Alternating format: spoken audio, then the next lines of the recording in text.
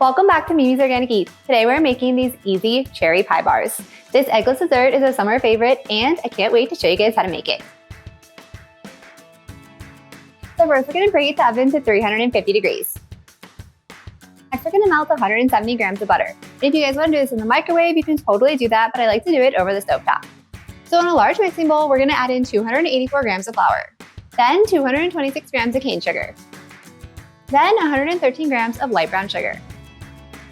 Then we're going to add in our melted butter, and then a little bit of vanilla extract. Now we're going to mix this together with the spatula until a crumbly dough forms.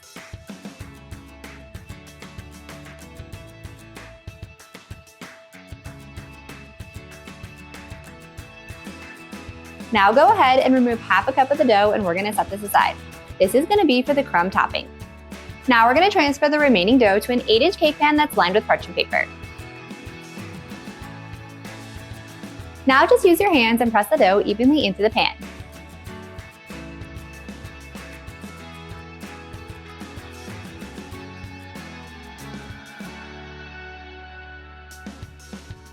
So now that we have our crumb topping set aside and we have our shortbread dough pressed into the pan, we're going to bake this at 350 degrees for about 17 minutes. So while the crust is baking, we're going to mix together our cherry filling. And now I'm using cherry jam from a jar today because it's just so easy. But if you guys want to use homemade cherry jam, you can totally do that too. And even if you have cherry preserves, that also works as well. So we're going to need about 10 ounces of cherry jam.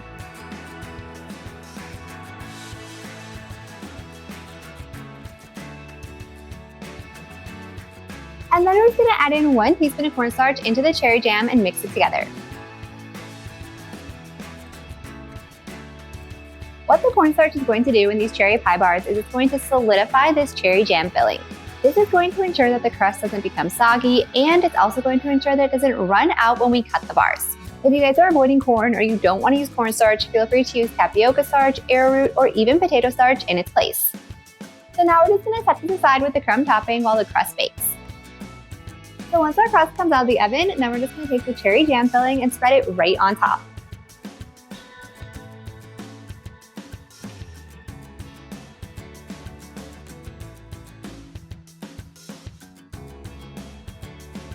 Then we're going to use that extra crumb topping that we set aside and we're going to crumble that right on top of the cherry jam.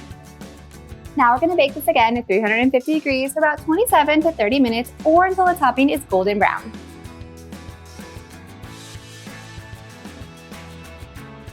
So while the bars are cooling, we're going to mix up our glaze.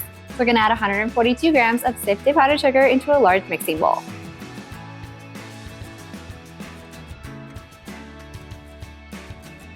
If you guys want a thicker glaze, you're going to do less water, and if you want a more runnier glaze, then you can do more water. Then we're just going to whisk together to combine into a smooth glaze.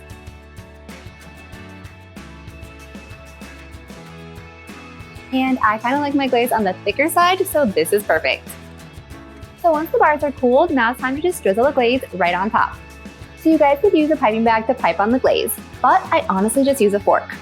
I love using a fork over a spoon because the glaze can kind of drip through the holes on the fork, giving you a little bit more even distribution, where a spoon you can get kind of big clumps of frosting.